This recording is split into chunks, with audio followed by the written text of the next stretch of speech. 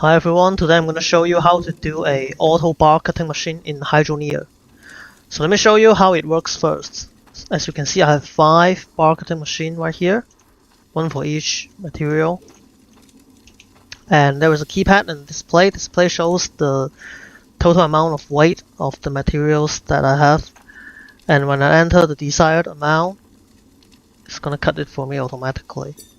Just like this, into this smelter. So, put 800, right? Yep, 800. And let's put it back in. So this is the return window. You don't have to do this.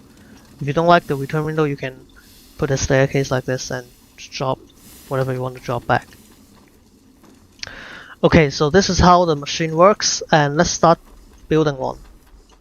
So I have already built the hardwares for you guys. As you can see, there is a, let's start with a, what's the name of this? The splitter, yes, the splitter right in this case. So everything is going to come from here, all the way here. So the reason why I put this here is just because of the water. So everything on the back does not matter, it's not part of the system, okay? So everything comes from this side, and if I put like an iron ore on top of the tray, the iron is going to come through here, and everything else goes here. And you just copy the setup like 4 times over here, and you're good to go. So a splitter here, and then you want to have 3 conveyors pointing into the smelter. 3 conveyors.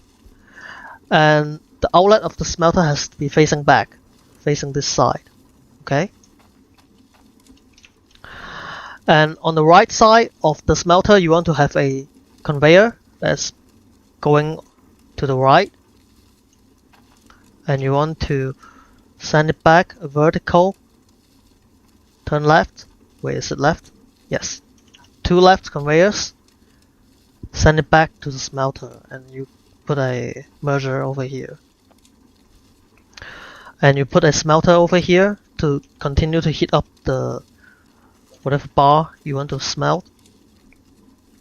This staircase is optional.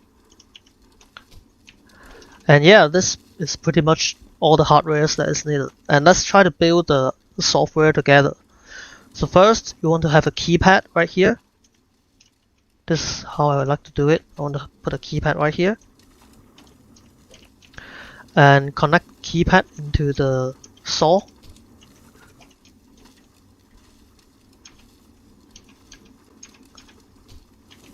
You don't have to do it exactly like I do it, but this is the way I like to do it to make it more compact. And doing it this way, you can get the cut bar immediately, like the fastest you can. So you want to have a T cable right here, pointing down. That is to copy the pulse into the smelter, because the smelter does not care what kind of signals that you give it, unless it's 0. As long as it's not 0, the smelter is going to be turned on. So let's check it. So I have 200 iron in here already. Oh, let's just build a reader real quick. You can do it however you like, but in this case, just do it simple.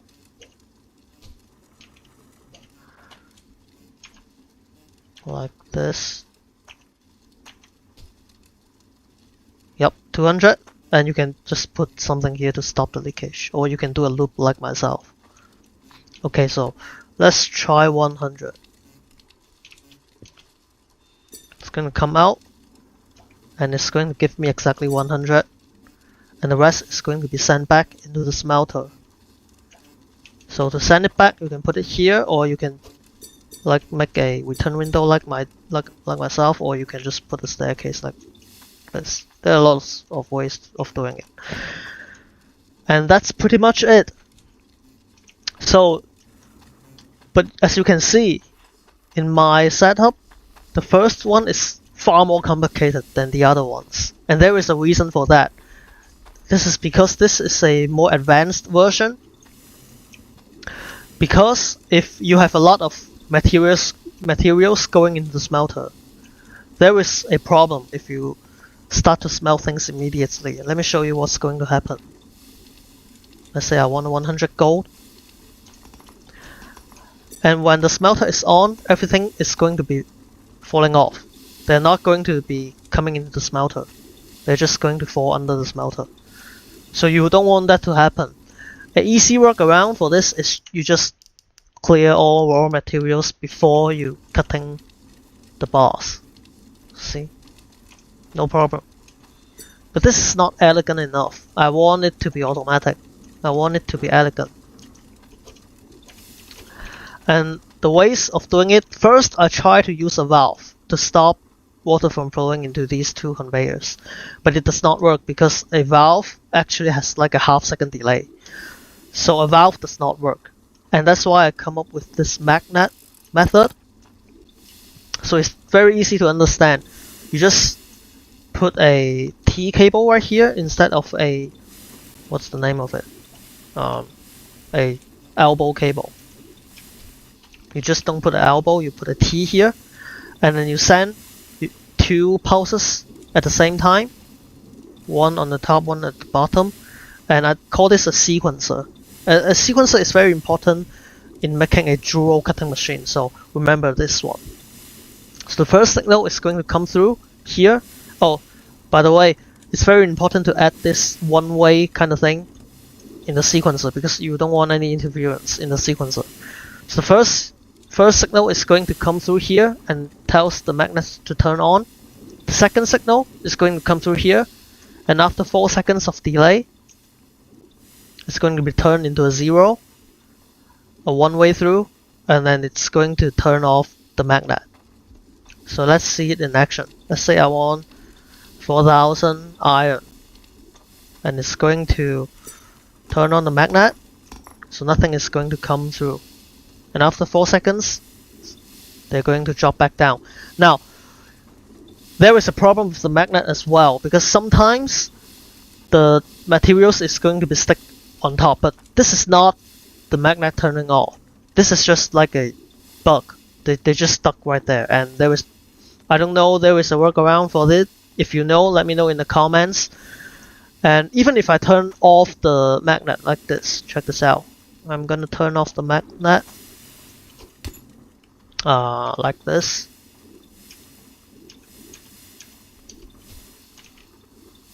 Like even if I turn it off, this is a wait. Hold on. Oh.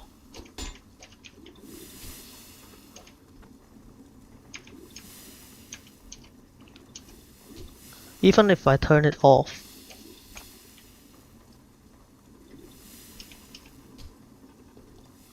it's not going to fall down. They just stuck right there. It's like a magnet bug kind of thing. But it's still better than a valve. So this is the best workaround I have for this system. If you know anything better, let me know in the comments.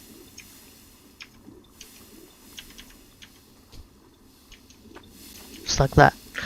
And also, one more last thing is there is a bug in this system as well. If I put 0 into the keypad, it's going to turn on the magnet after 4 seconds. And it's not going to be shut down.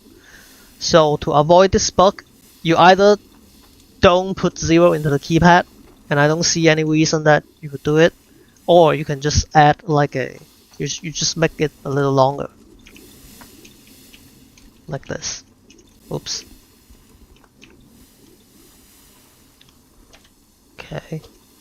Hold on, I should turn off my system first. Turn it off.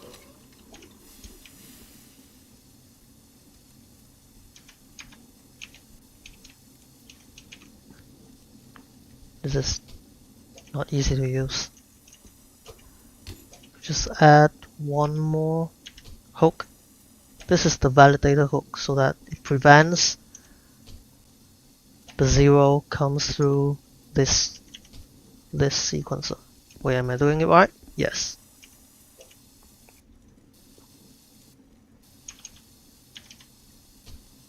Oops. Just do this and you should be good to go. turn the system back on. Even if I put 0, it's not going to turn on the magnet. Magnet is not on. These are just stuck. So there you have it.